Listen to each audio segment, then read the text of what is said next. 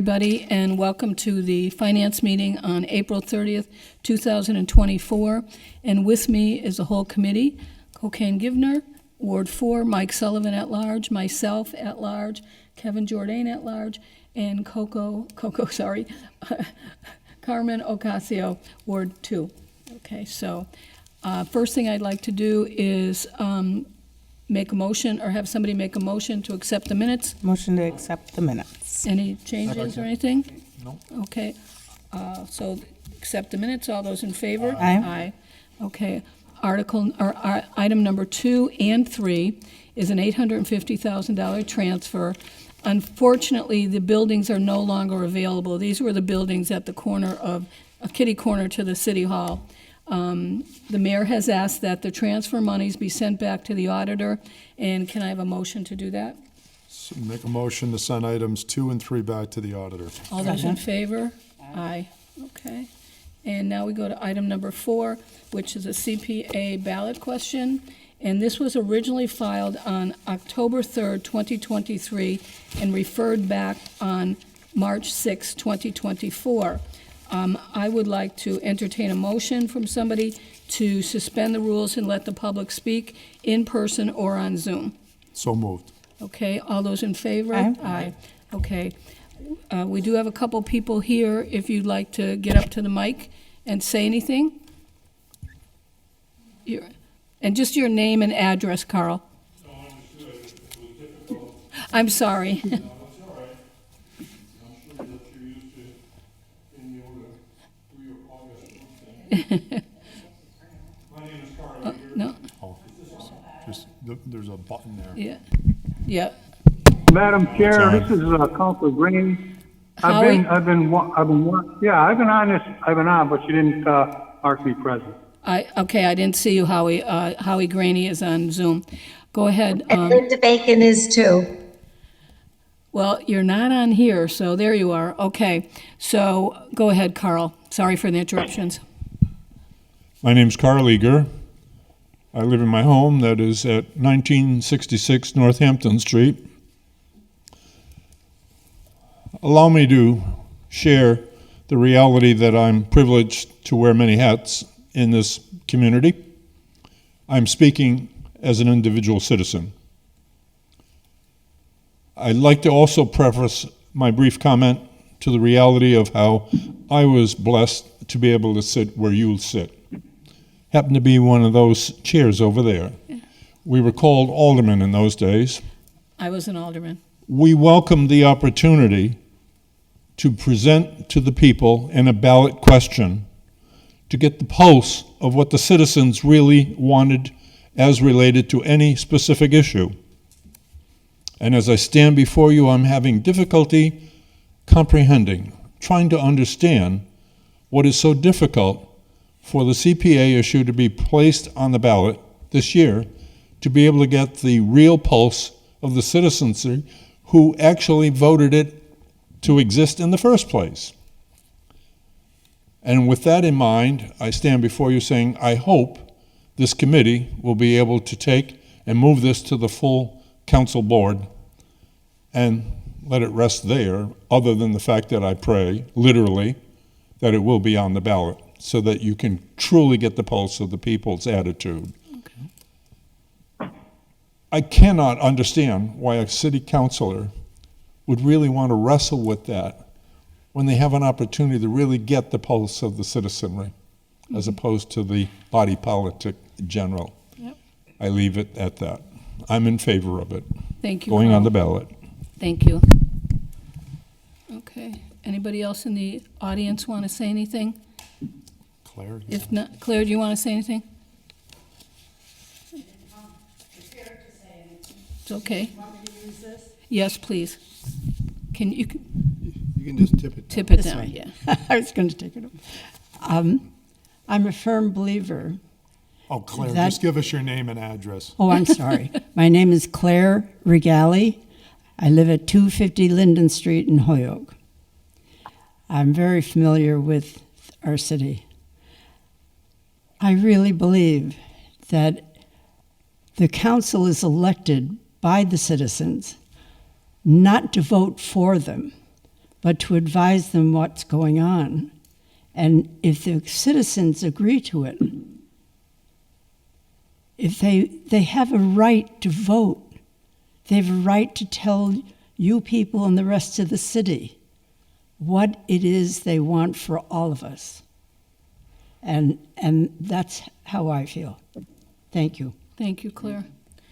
Okay, I also have a couple letters I'd like to read into the record, and then city councilors here, if you have anything you'd like to say, please feel free. Okay, this one is, my name is Rosemary Arnold, and I live at 30 Mountain Road. I also co-own Conklin Furniture with my husband Franco at 75 Appleton Street here in downtown Holyoke. We employ about 75 people, and a lot of our employees also live here in Holyoke. We lived in Blandford previously for 35 years and loved being part of the community there. But in 2005, we decided to move here, making our work and home in this city. In 2015, I started hearing talk about bringing the Community Preservation Act to Holyoke, and while this was surprising to me, it made me very happy. I am well acquainted with the powerful work CPA does in many Western Mass communities through my work with Valley Land Trust, Franklin Land Trust, Winding River Land Conservancy, and most recently, Kestrel Land Trust. I thought, finally, Holyoke gets the benefit from this. This is great. I was pleased when Holyoke voted to adopt CPA in 2016, and the 1.5% surcharge with the exemption package is really appropriate for us all. It's affordable, my residential property owners, and it's affordable for residential property owners, and it's affordable for commercial property owners like myself. My business pays $80,000 every year to the city in commercial property taxes. The CPA surcharge for that property is $1,141. I saved a few $100s a year if Holyoke lowered the surcharge to 1%, but we'd all lose out on that matching state money, and it would take a lot longer to see these CPA projects happen. I'm more than happy to pay this CPA surcharge, knowing that when I go to work from my home in West Holyoke, I'm passing by parks, historic buildings, affordable housing units that have all been used. In your pocket. That have all been used this program to leverage local CPA funds towards getting competitive grants. I can see the results, and there is so much more we need to do. Let's hope the CPA going at 1.5%. It's a reasonable rate for all of us, and less just means we have to work with less. So I make a motion that this part of the record. Sure, so moved. Okay. And then I have a second one. I have three altogether, unless somebody on Zoom has any. Ms. Devine, as I am unable to be in attendance tonight at City Council, could you please read the following into the record? The question of whether or not the CPA taxation formula should remain the same or be reduced from the current 1.5% to 1% has been discussed now for months. The original decision to put the question on the ballot was approved by the City Council for last year. As we know, it was vetoed by Mayor Garcia. Holyoke Taxpayers Association has been a strong advocate to have the question readdressed by the voters. A court suit ensued, and the judge agreed with the mayor to hold off until November 5th, 2024, and the mayor guaranteed the question would be on the ballot for this year. It is my understanding that the law department has worked on the correct legal wording for the ballot question. It's time to stop any stalling tactics. It's time to respond to the request of the voters of Holyoke to put the question, aligning it with the laws of the Commonwealth to match to preset determinations back on the ballot. Thank you. Helene Florio, 31 Wesley Road, Holyoke, Mass. So I make a motion to enter that into the record. So moved. Okay, and the last one I have is, hello, Patty. I am hoping to see this question on the ballot to vote for the CPA or not vote or decrease the amount of the funding. I am unable to make this meeting. I wonder if they could ever host a special meeting in the chambers during the day. I could make that. At night, dedicated to my home life. I really hope that this question will be on the ballot after all the hard work the city has put into the CPA and letting the citizens vote one way or another. Thanks so much. Eileen Bresnahan, Vice President, Licensed Insurance Broker for Bresnahan Insurance, 100 Whitings Farm Road. We'll put that one into the record as well. So moved. Okay, and I'll also, I see Israel Rivera, at-large counselor, and Megan McGrath-Smith, Ward 7, is also here. So, should I read the ballot question or take comments from you? I'm ready to make a motion. Happy to hear more comments if there are any, but I think item 4 more or less speaks for itself in that the law department prepared this language. It's the same language that we had previously on the ballot. I see that there's only 2 changes that would need to be made, and they're both related to the dates. One is to change October 3rd, 2023 to say May 7th, 2024, which will be next Tuesday. And then the second one is to change November 8th, 2016. Actually, that actually could stay the same because Is it November no, 4th? that is still the same. But the election will be on November 5th, 2024. Okay, and the November 8th that you, That November 8th, 2016, actually, Oh. we can keep that because that's just saying that's when the voters voted it in. all right, gotcha. So I think we're pretty much good to go. I was going to make a motion to, that we both make, again, the procedural as advised by the law department, the 2 steps in one swoop, which is that we're making the motion to recommend, to reduce it and to also, put the question on the ballot Okay, without taking a position on it. yeah, okay, just a second here. Okay, Megan McGrath just gave me this, so I'll let her explain it in a minute. Okay, and who's got their hand up?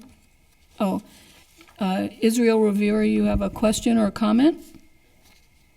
I have a comment. I think I am perplexed that we will go back to doing the one vote for 2 things all in one without actually having a consensus on the council. It's really feeling like one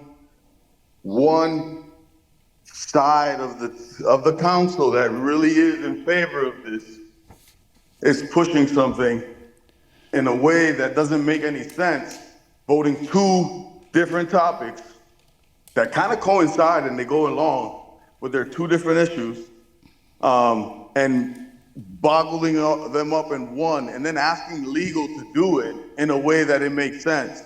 Because it didn't make sense the first time, and it wasn't done officially right the first time. I don't care what legal is saying now, and I don't care what stories other counselors make up with regards to that. I'm not against putting it on the ballot. That is not the issue for me. I totally agree with that. We have separate votes for a reason. If that vote comes to me, I will vote yes.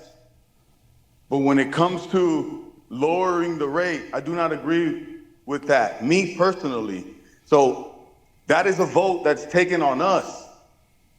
So I can't say yes to something that I don't agree with. So if we have 2 separate votes, that's something that makes totally sense so that people can actually express where they actually agree. But here, I have to vote for something that I don't agree with, which is the 1.5 to 1.0, just so that the citizens can have the chance to vote on this on the ballot, which I do agree with. So here it's a catch-22, right? So I don't understand how we get to this point, but yet the judge cited that we didn't take the proper procedures in the first place. And there is also an opinion from KP Law that says the same exact thing. But here we're gonna ignore all that. Even the law department, we're gonna all ignore all of that and say that it's based that because we did it wrong the first time, it's okay to continue doing it wrong moving forward. So here's where I'm confused, right? And this is where I have to kind of make a comment. Like, I literally ran on the premise that I will not continue to do things in ways that are ineffective and inefficient for the city. These things have been done for decades now. We are in debt. We have CSO issues that have been piling up for decades. There are a lot of issues that we now are unraveling and trying to fix one by one. But for this one, because we did it a certain way the last time, we're the only community that voted on it this way, just so you know. The only community that voted on it where we took 2 votes and won. The only community in the state. Just so you understand. She was right. Every day, like 45 minutes. Hello, excuse me a second. One person at a time. I don't know who else is speaking there, but Israel Rivera still has the floor.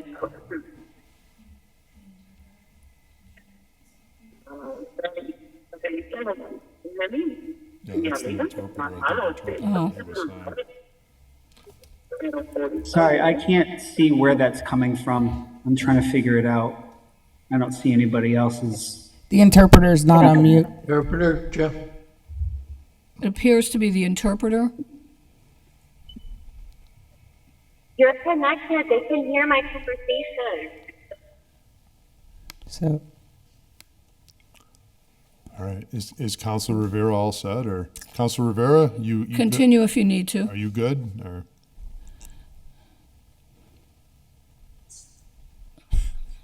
All right. Hello? Yeah, go ahead. No, I lost signal, my bad. So in reality, I mean, you know what? People have been doing it for 30 years. Give me some time, and eventually I'll be as good as you guys. Is he, Counselor, you're breaking up.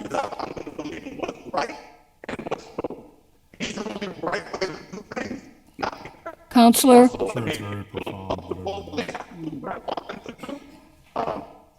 Counselor Rivera?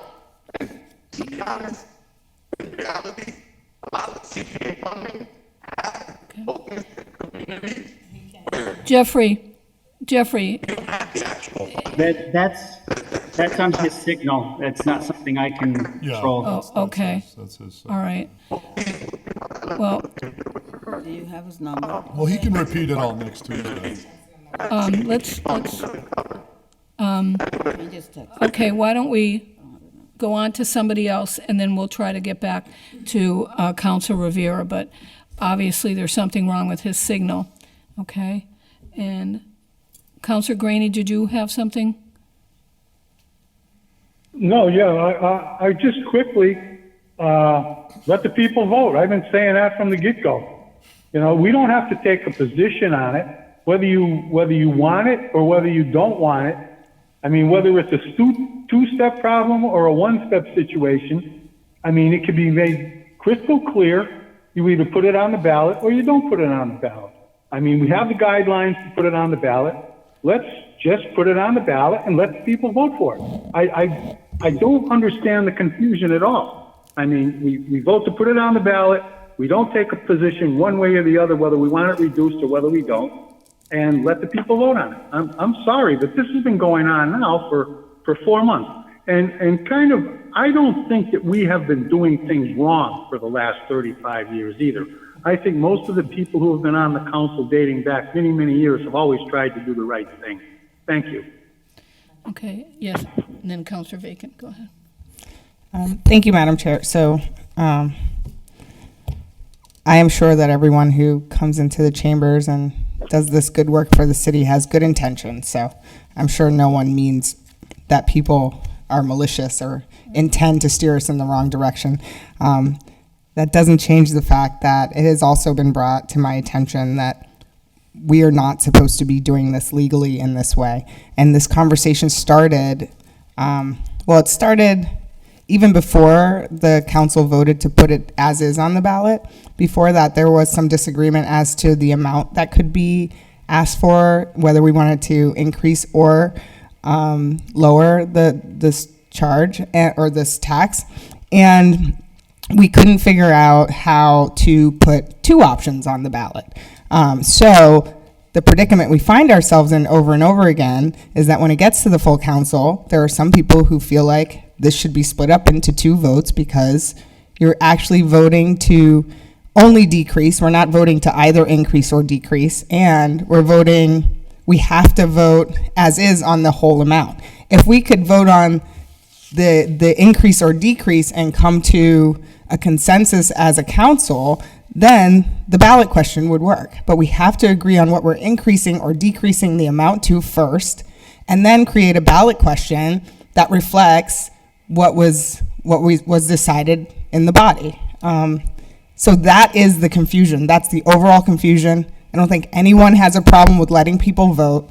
However, it is concerning to know that we're the only city that's trying to do it this way and who has done it this way. There was some concern about it the first time around that was pushed aside or overlooked. I don't know what happened. And we have consulted other attorneys. We do have a attorney consulting firm, and it is something that's concerning. That's the kind of thing we could get sued over. So I think this predicament won't change until we have real conversations about the amount of increasing or decreasing and come up with a number that we can all agree to decrease it to.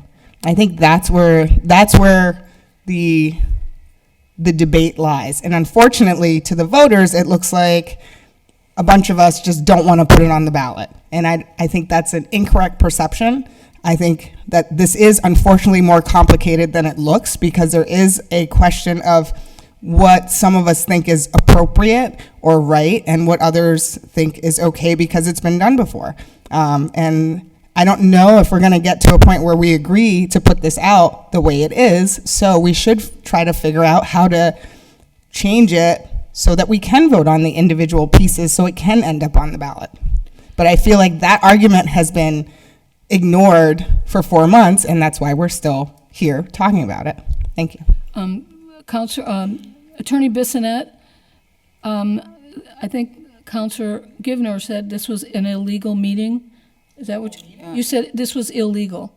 What's illegal? No, I'm under the impression that it's not legal to word this with two parts as the ballot. Like, you can put it in as a ballot question, but it's not okay for us as a council to vote on it as two parts. We have to be voting on putting it on the ballot as one thing, and the amount to be putting it on the ballot. And if we don't agree on the amount to put on the ballot, then the question doesn't work.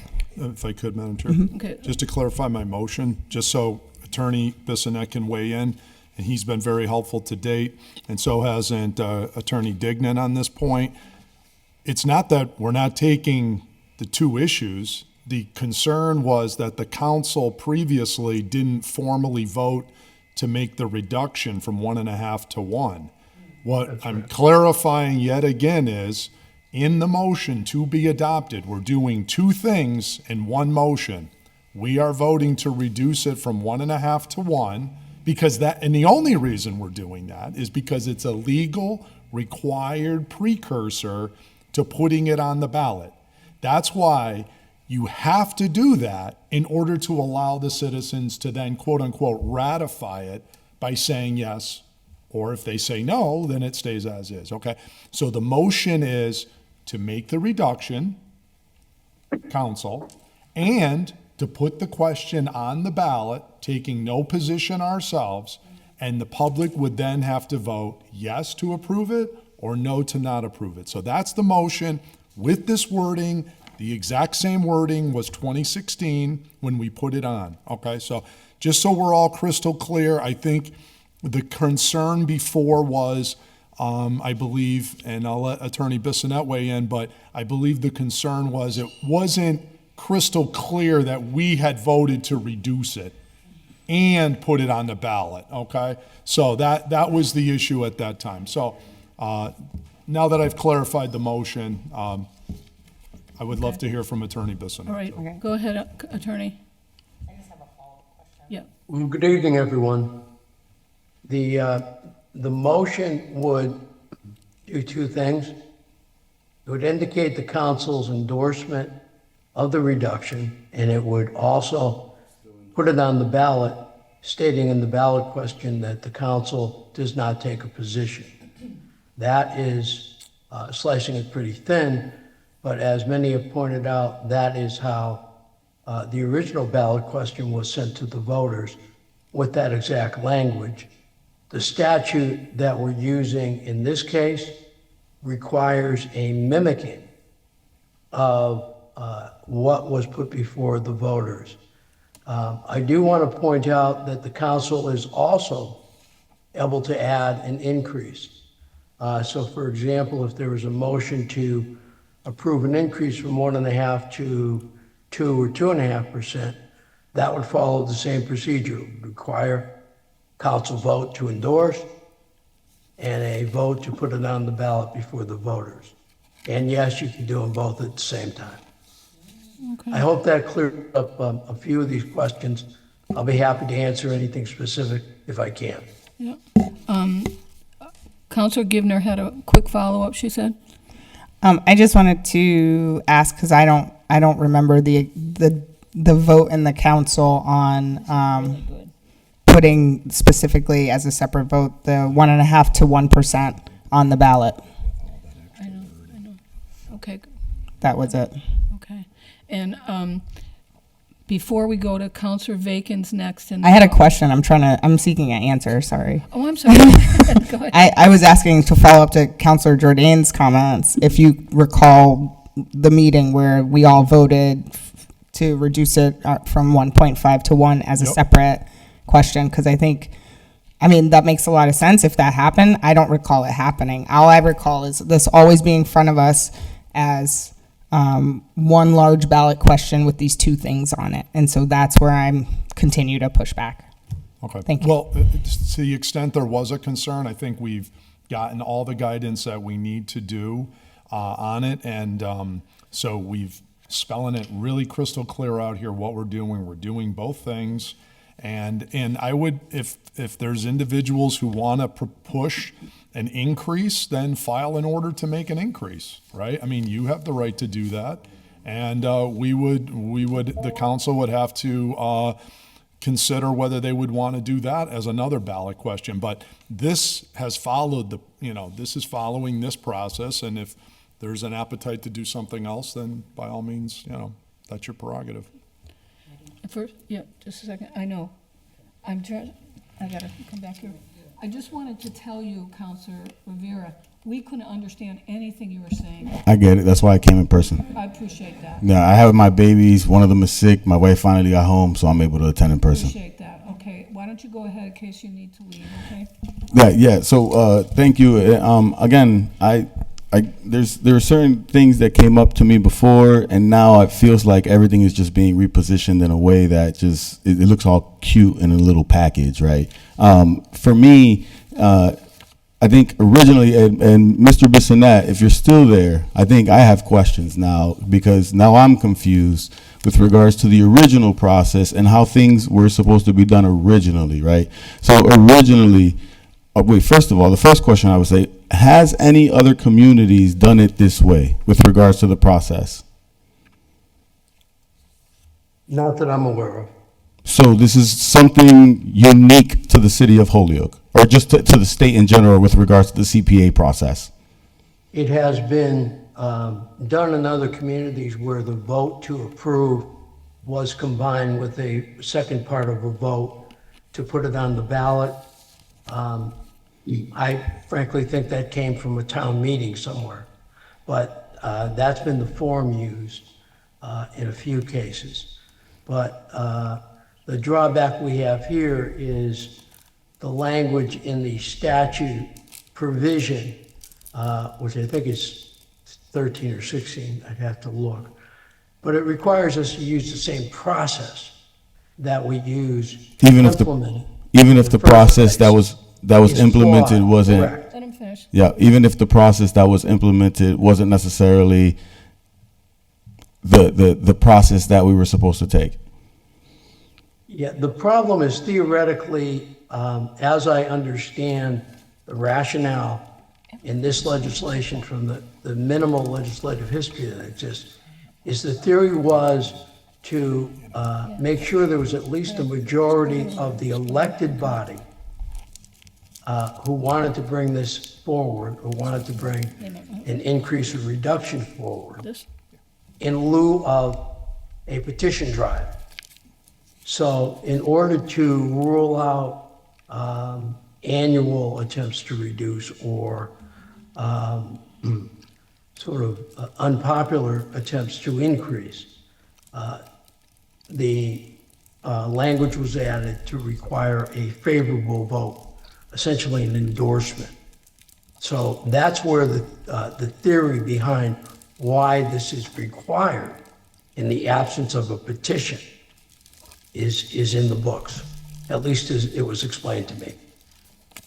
Okay, so going back to the opinion put out by KP Law that we received, it stated something about procedures and not following proper procedures.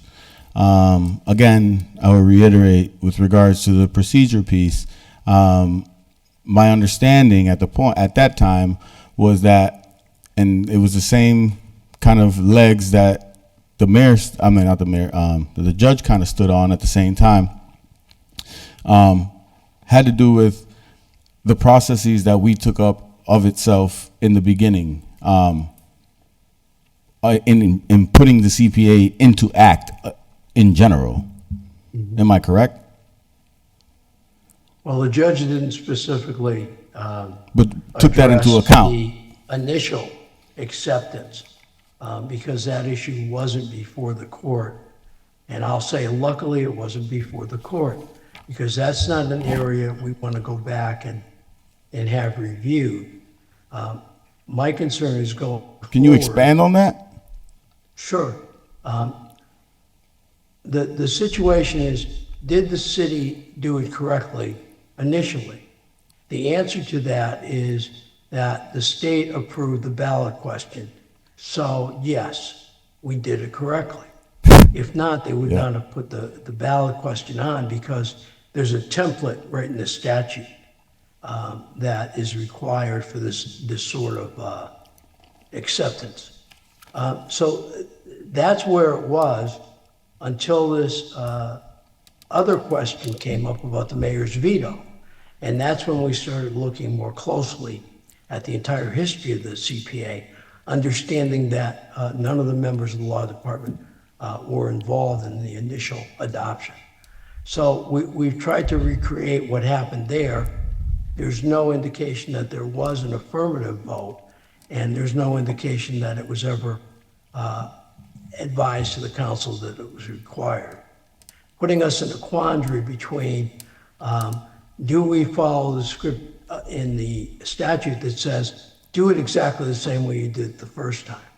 And so that's what we are saying can be done if you cannot obtain a majority vote to endorse the reduction.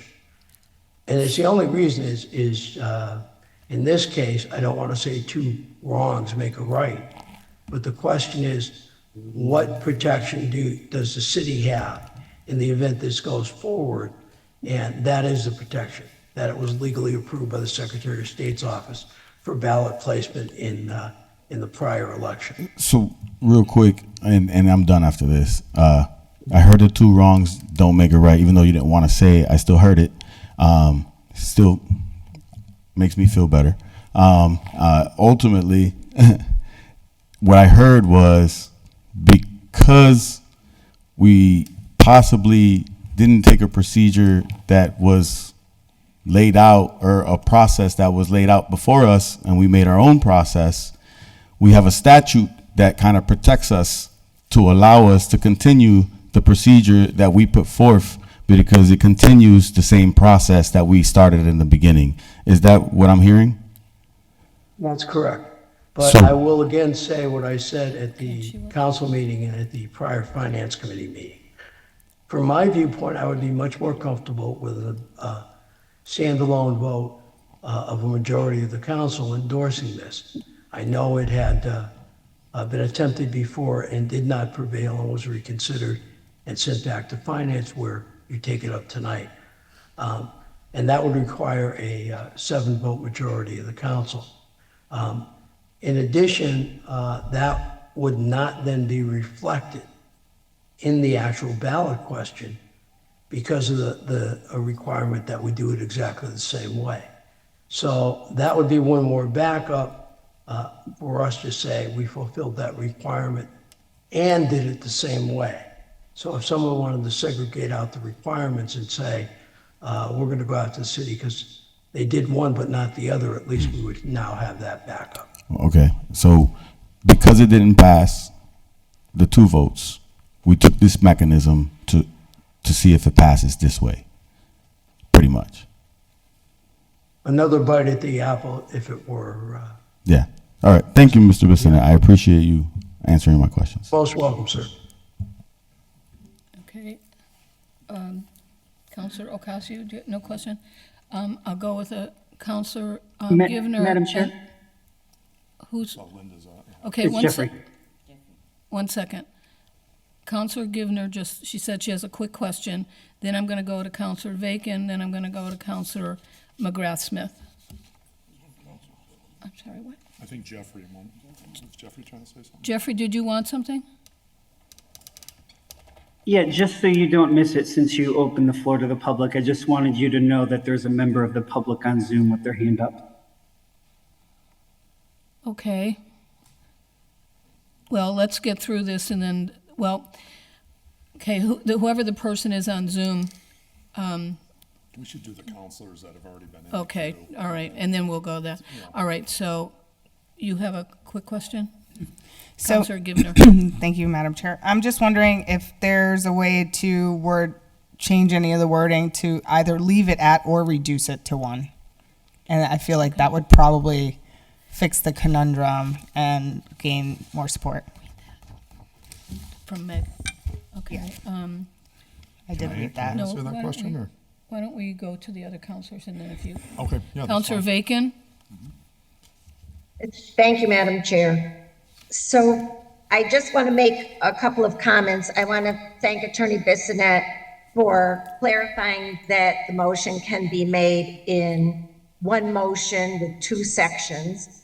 And I also want to just, for simplicity's sake, remind us that the voters have the perception that certain counselors are blocking their ability to vote, because if at least 7 counselors do not vote to put it on the ballot and allow the citizens to vote on the change of the percentage from 1% from 1.5%, then the citizens will be blocked and denied an opportunity to vote on this matter, which is a tax surtax coming out of their pocketbook.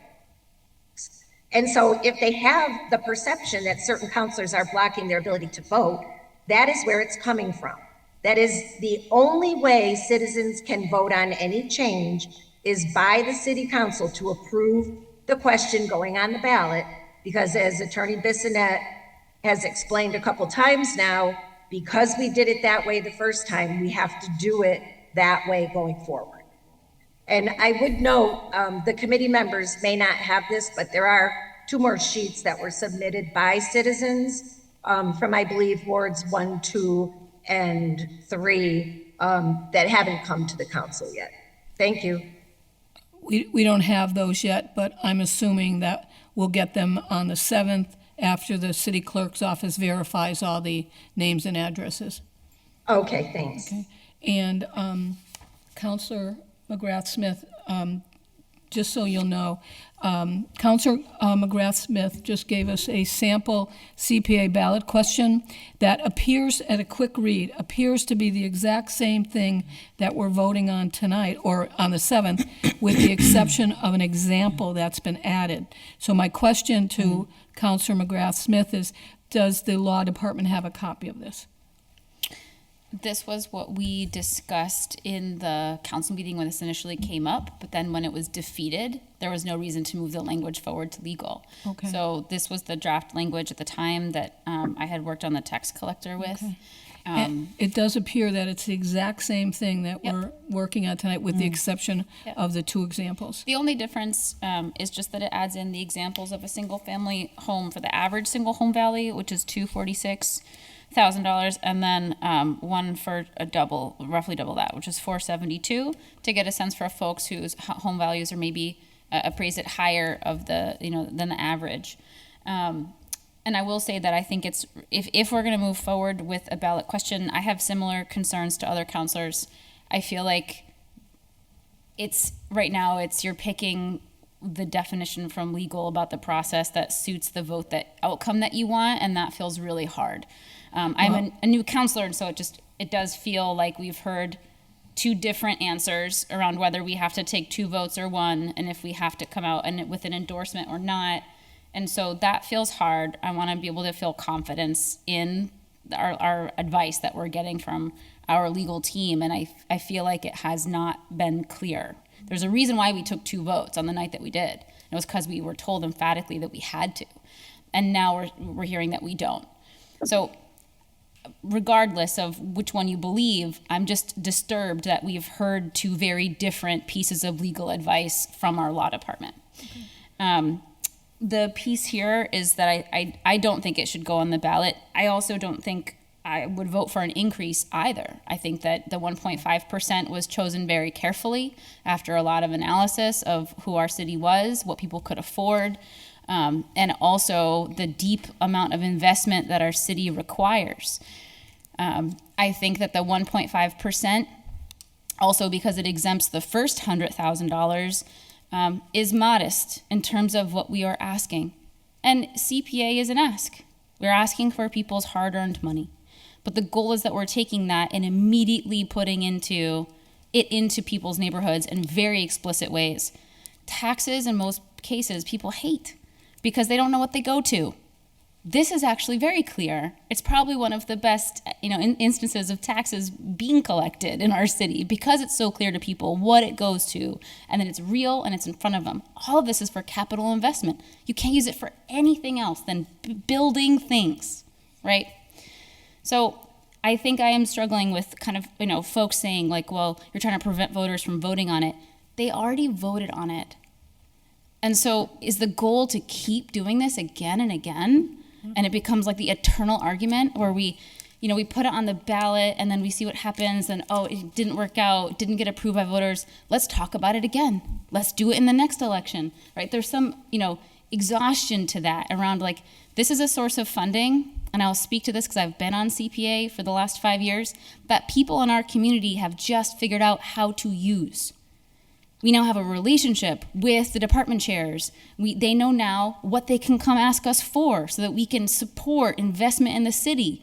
We have nonprofits that know they can come to us. It's part of a relationship. It took time for council and for nonprofits to understand, and department heads to understand how to use the funding source.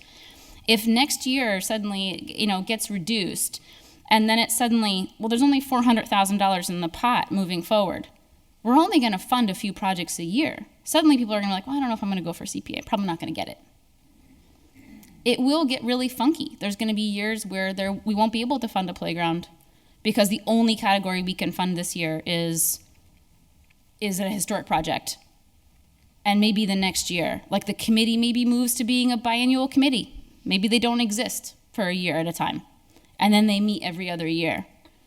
Because there won't be enough funding in the pot to justify the entire process of CPA.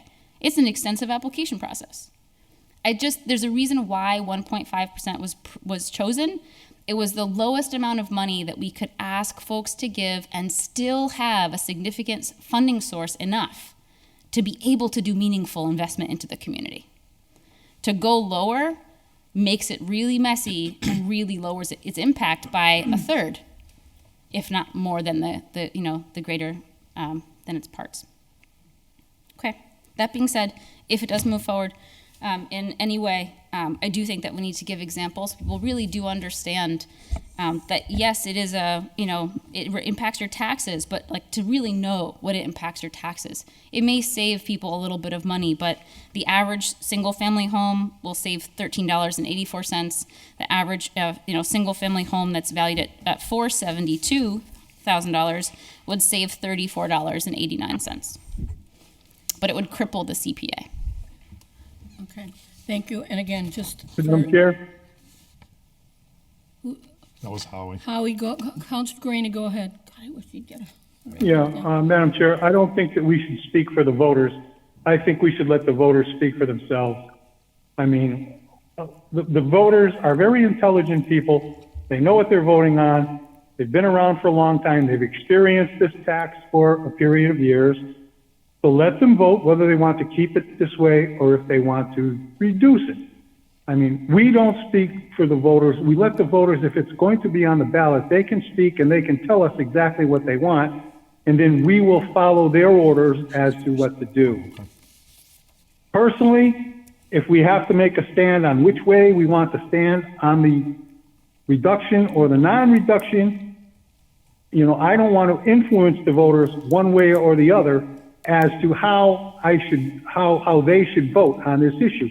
And I think that's the reason that we should put it on we should have it go on the ballot without taking a position on it, and allow the voters to make their own decision as to what they want to do.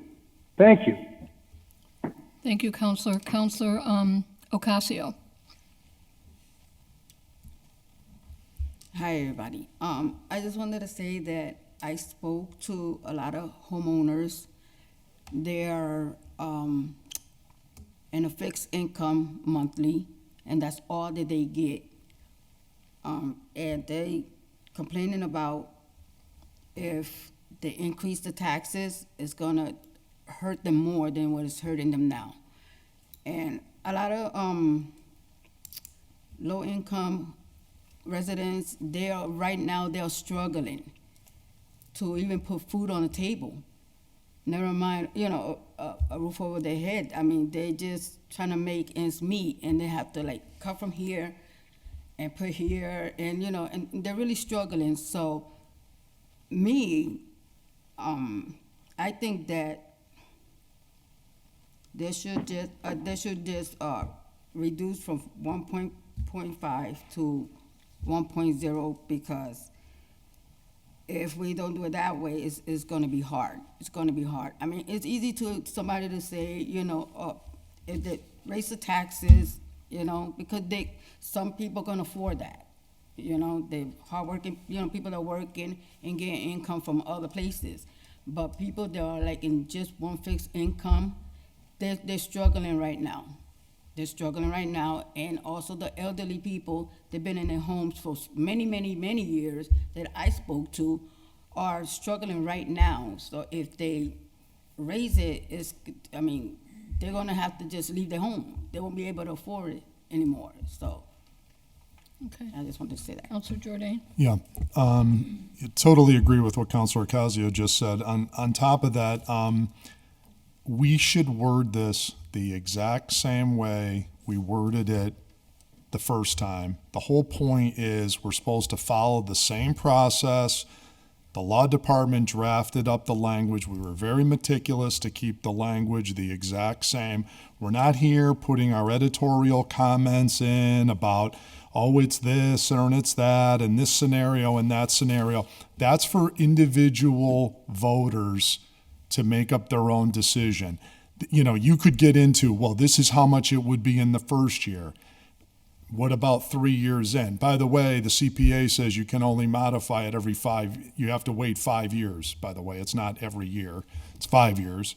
And that's why this process has now been more than 5 years since it was originally adopted. You're not allowed to reduce it or do anything or increase it for that matter for 5 years. So, these numbers all change, just like the average home values change. People could say you're putting your thumb on the scale one way or the other. Look, whether you're the name of the mayor on the ballot and you got candidate A and candidate B. It's incumbent upon the voters to learn about candidate A and candidate B. We don't put a resume under every candidate and say, well, he did this or she did that, or and all the counselors, and we start putting our editorial comments behind and under every name or issue on the ballot. Very simple. If you vote, this is what you're doing. This all is prescribed by statute, what the law department came up with. And what the law department came up with in 2016 was equally prescribed. It's very straightforward, very simple. And the other issue is I've heard arguments, CPA is wonderful, CPA is too much. That's not for us to decide, okay? That's for the public to decide. And the public should ultimately weigh in and say what they want. And that's how I voted in 2016 to put it on the ballot. Basically, all the arguments that I've heard against putting it on the ballot are the arguments I heard 7 years or 8 years ago now in favor of putting it on the ballot.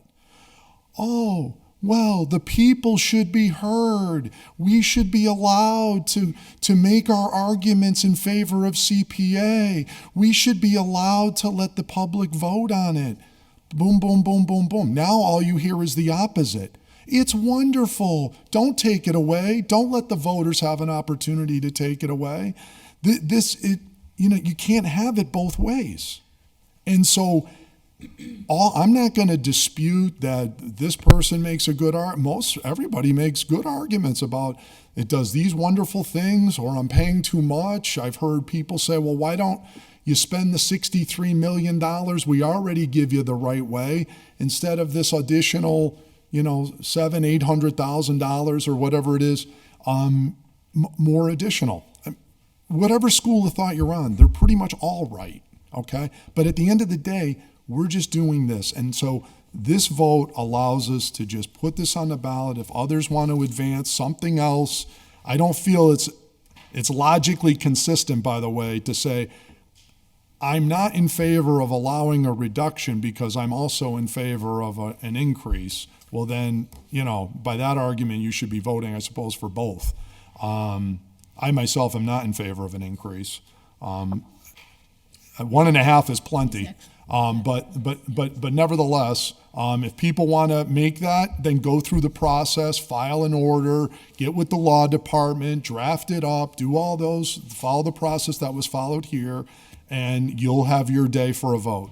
But as far as this goes, this should be allowed to go to the voters. And so, again, I'll renew my motion that it be adopted, Madam Chair. There's still people that would like to speak, so Okay. Counselor Sullivan and Counselor Givner. Yeah, but I'm going to wait. Ready? Yes, please. Okay. So this would be a question for Attorney Bissonnette, or Counselor McGrath-Smith, whoever can answer this one. Would a vote to lower it from 1.5 to 1% by the voters, would that affect the state contribution? Yes. I mean, I know it affected, but does it change the formula? The percentage? As I understand it, Counselor, it doesn't change the formula, which is based on the percentage that the state will reimburse. But the dollar amount collected will certainly have an adverse impact on the amount of that reimbursement. Well, that's only if the dollar amount goes down because property values have gone up. Right. That's correct. Okay. But it's based on the value collected. All right, so it doesn't change the formula, all right? Right. Okay. Go. If we lowered it to 0.5, we would exempt ourselves from it's getting point- any state match. If you are at 2 or 3%, you get additional rounds of matching. Right. But that's not on the table. No, just No, to I be just clear. wanted to be clear on that. So, and just for the public, as far as it being a state match, it's nowhere near a state match. That's a completely false narrative. It's a small percentage. The amount collected from the taxpayers is far in excess of any amount that the state puts in. That's it. Counselor Givner, and then we'll go to that person online. Okay, thank you, Madam Chair. I guess I'll just, as my final plea, just mention that if we were really sending it to the voters without an endorsement, it would probably read more of something saying increase, decrease, or stay the same with amounts. So I think that's something that people could get behind, and that's something we could send to the voters. I don't know if that's possible to do in this language, because that would essentially be three options: increase, decrease, or stay the same. But I think that's where you're not really putting a full choice forward, because it's not all the choices. It's not increase, decrease, or stay the same. It's stay the same or decrease. So, I mean, yeah, I feel like I've been making this argument for 4 months. The first time it was in subcommittee, I made this argument, and, it's been very clear that whoever's putting this together wants a decrease. So that is clear, that there's a decrease being asked for to put before the voters. But I don't think that's something that we can really say we're endorsing with no recommendation to the voters, because it doesn't give a full range of options. Thanks. It says it in the question. Well, I'll just say one thing. There is one person online that I'd like to get to, but reading the ballot question that we're supposed to vote on, it does talk about from 1.5 to 1.0. That was the one that was voted back in October of 2023. So in looking at what Councilor McGrath Smith just gave us, it appears from a very quick read that it's the exact same language that we were going to be voting on tonight, with the exception of examples in there. Personally, I like the examples for the people to understand, but I too was confused by the legal opinions that we received, with all due respect to the legal department, to have 2 votes, and then you didn't need 2 votes, you only needed 1 vote. So I certainly understand why people are confused, for sure. So let me go to the person online if I can get this. Is that it right there? Yeah, you shouldn't have to touch anything, Patty. Okay, well, where's the person online? Oh, right here. Well, Linda Pratt. Go ahead, Linda. Hi, everyone. Yes, Linda Pratt, 39 St. Colby Drive. I am completely in favor of keeping the CPA at 1.5. I've looked at some of the signatures on the petitions that were submitted to lower it.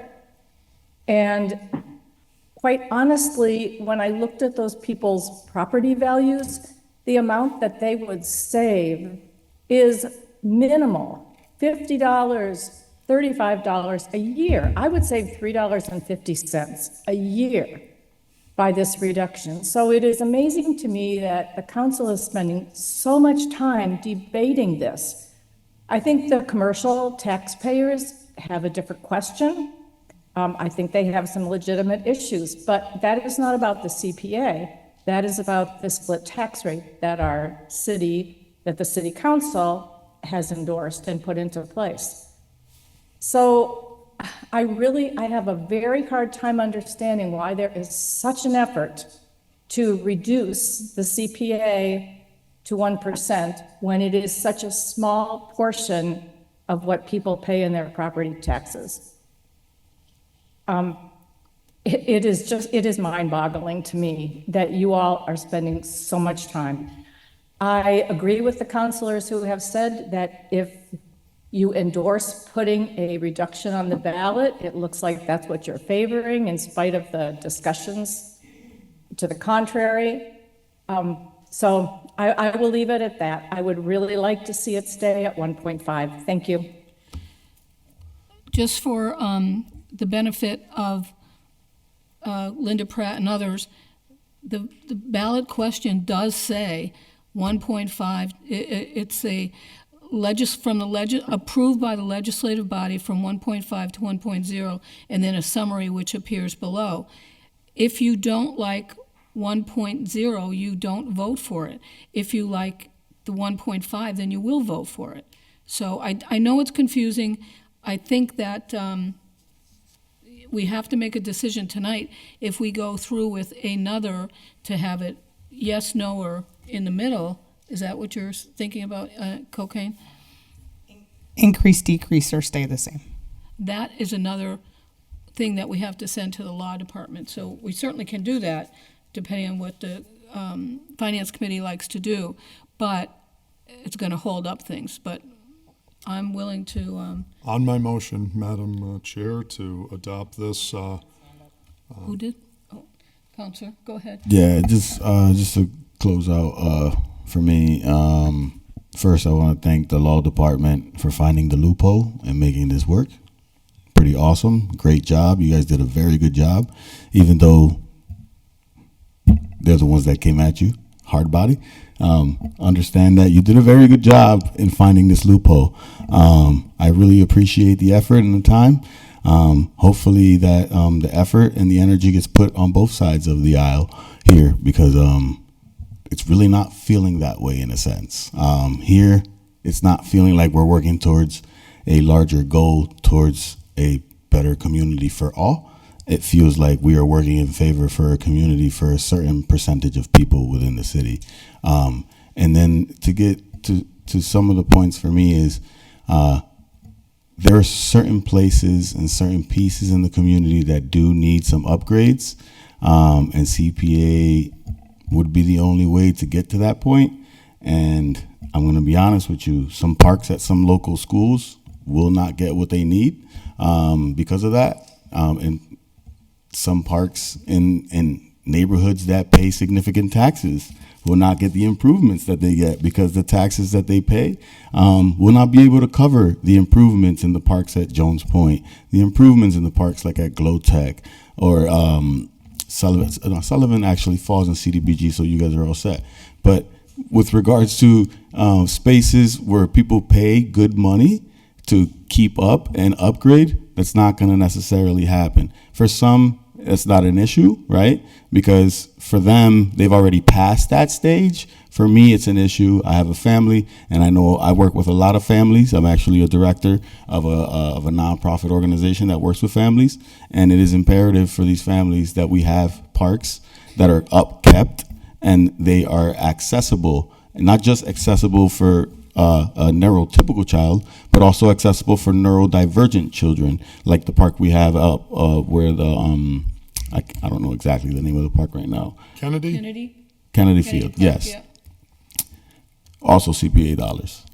But again, I guess for me, again, congratulations and good job to the law department. Good save. And then the other piece too is, if you had to endorse it the first time around, understand that certain city councilors might not have won the next election go around, because if you don't endorse it, then no one knows where you stand on this topic. And there's a lot of people in certain wards that do favor CPA. So there is a reason why you do not want to endorse it before an election season. So that was the whole guise pretty much the first time, and here we're able to cover that up and continue that process because there's a statute that helps defend that. I appreciate the law, and it's pretty awesome. Thank you, guys. I just have a quick question, perhaps for one person on the committee or the law department. The ballot question on item number 4 that we're looking at, that was originally ordered by Councilors Vacan, Jordan, and Puello. I'm assuming that is not the original language that was put on the ballot in 2016? It was the exact same one. The exact same one. So this was to reduce it from 1.5 to 1.0. That was the only change. Yeah. But this was the original Word ballot for word. question? Mhm. Okay, 2016. Mhm. Okay. That's right. That clears up that confusion. Yep. Okay. Okay. I gotta know. I'm gonna save the rest of it for next week. I agree. Yeah, I agree with Councilor Rivera. Finally, there's something I can agree with him on the motion. I'll save the rest of the arguments for next week, because these will all be a rerun movie in another week, and I'm gonna hear the same type of thing. And ultimately, the only thing, I guess, my final thought on this is, public decides Voters are at the top of the org chart. They decide what goes on in Holyoke, right? They'll listen to all the arguments for this, they'll listen to all the arguments against it, and then in their infinite, supreme decision will make the decision. Just like they vote for the 13 of us, or they vote to have the mayor, or whoever it is, we must respect whatever the voters decide to do, win, lose, or draw. And I feel completely comfortable with whatever the voters are going to do. Keep it, don't keep it, vote us in, vote us out, vote the mayor in, vote us out. We have this poll on us every 2 years. So once on every 5 isn't too bad on this. So on the motion. Could you repeat your motion? 'Cause I wanna Madam Chair, quickly, please. Go ahead, Counselor Greenie. Just quickly. When this comes before the council and the councilors make their vote, the public out there is not naive. They can make their own decision as who they think is for or against putting it on the ballot and reduction. The people out there in Holyoke are really very smart. So they know who's in favor, who's not in favor of all these issues. And come what may in the next election, if they don't agree with what the counselor says, they can vote them out. And if they agree with the counselor says, they can vote them back in. That's what the democratic process is all about. Thank you. Yeah. All right, so The only change, Madam Chair, is just changing October 3rd, 2023 to say May 7th, 2024, because that's the date we're actually going to be voting. So if you see in item 4 where it says October 17 or 20? No, right down here, it said on the agenda. Yeah, Page here. 2. I bolded it. On the Right here, see where it said October 3rd, 2023? Well, that was when it was filed, so that's now May 7th, 2024, which is next Tuesday. So assuming the council passes it, that'll be the only change. And November 5th. Well, yeah, right, correct, that the election will take place on November 5th, yeah. Mhm. I just want to verify, though, that the language that we have in item number 4 is exactly the same language that it was in 2016 was when it came about. That's right. And so we're not going to take a stand on where we might stand individually on this. That's for us and every other citizen in the city of Holyoke to put forward their opinions. That's right. So right now, I believe the motion is just to take up the ballot question and put it forward to the city council on May 7th. Yes, ma'am. Point Is of that right? order. Go ahead. Is there any will to have an amendment to include this chart? Because this chart is not currently Right. in the ballot question. Yeah. We have control over the summary It's question. not a point of order, Madam Chair. Sorry. One thing I did say is that I'm going to let people speak, and hopefully in a nice order, but the only thing I can suggest to you, I mean, actually, personally, I do like that addition, but the only thing I can suggest to you is, and I may be wrong, but to go to the law department, because they have to okay any language change, and they have to send it to the Secretary of State's office. So before we can even get it on the ballot, all those things have to be done, unless I'm No, you're right. incorrect. All right, so my suggestion to you, Counselor, would be to go to the law department. But, well, I don't know, I mean. Well, you can call, nobody- you can unless- call them and ask them. Unless somebody wants to make an amendment to include that, but once you do that, and I don't have a problem with somebody that wants to do that, if it gets seconded, but we still have to have that language for May 7th, so,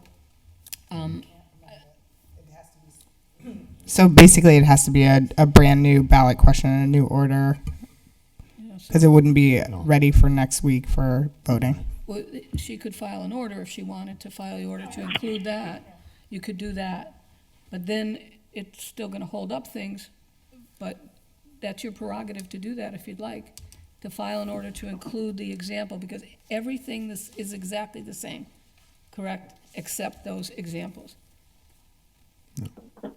And I would, copies of this given to Jeffrey, so everybody would have one. So it's really up to you if you want to file an order to amend this ballot question, which was the original ballot question, to include those examples. Okay? All right. So you don't have to answer now, but I think that's It's your just when we option. originally talked about this in the first meeting, that wasn't the conversation that we had.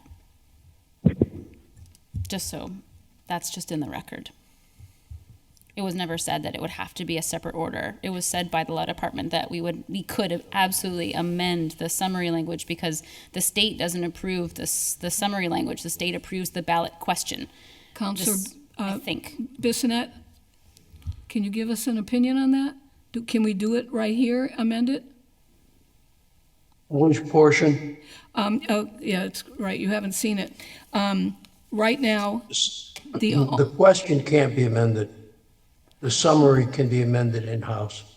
okay, so right now, this has the exact same language that's always been in the CPA, with the exception of a chart that has the value of a single-family home, $246,000, what the CPA payment will be at 1.5, what the CPA payment at 1.0, and what the tax impact of a yes vote is. Can that be amended by this committee now, tonight, and brought before the full council on the 7th? Yes, you can add it in, excuse me. Yes, you can add it as an amendment to the summary. Okay, that's where it would And it would be. be an amendment, a subsidiary amendment to the main question as offered by Counselor Jordan. Okay, That amendment, if made, would have to be voted on first. okay, Counselor Bacon has her hand up. Thank you, Madam Chair. I'm only going to request that if it is the will of the committee to add examples in the amendment, that there also be an example added for the commercial properties. Thank you. Here we go again. Well, this is what you're getting, this is why we don't do what's being suggested here. I don't know, I thought we had some protesters in here or something, but basically, this is called education of voter.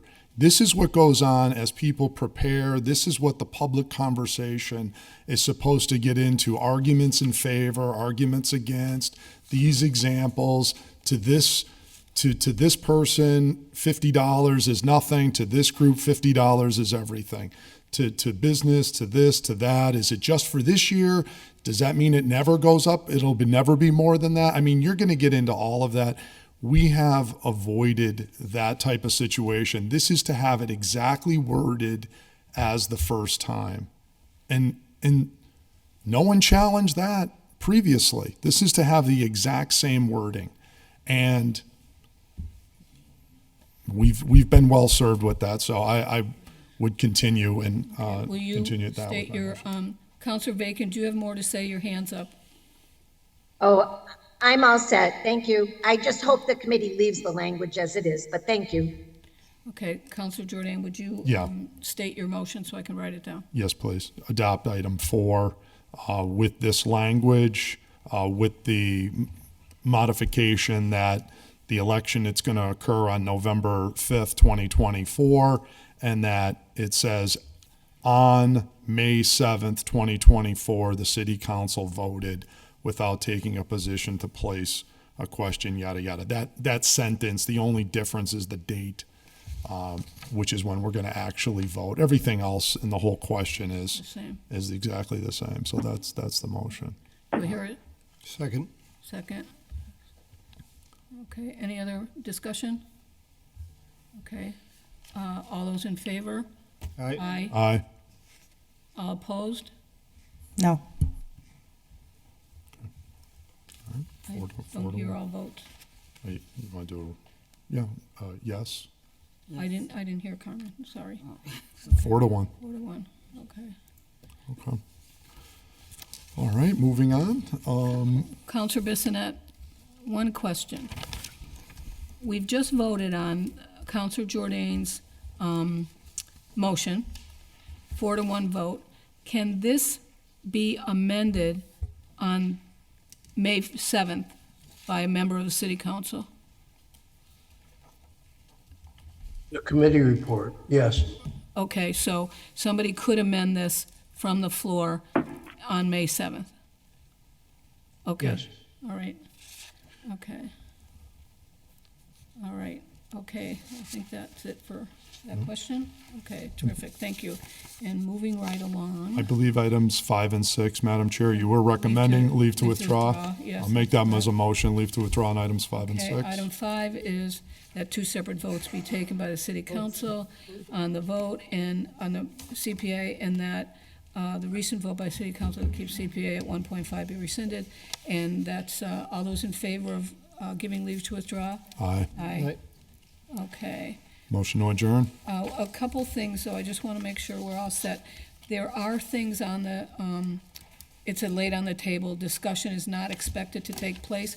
I would ask that counselors who have orders there, if they could review them for our next finance meeting and let me know if they're old, some of them are old, and maybe we need to give them leave to withdraw, but we don't have to do that tonight. Okay. Okay, so entertain a motion to adjourn. Second. All those in favor? Aye. Aye. Thank you very much. Have a good night. Take care. Bye-bye. Thank you, Jeff. Good night.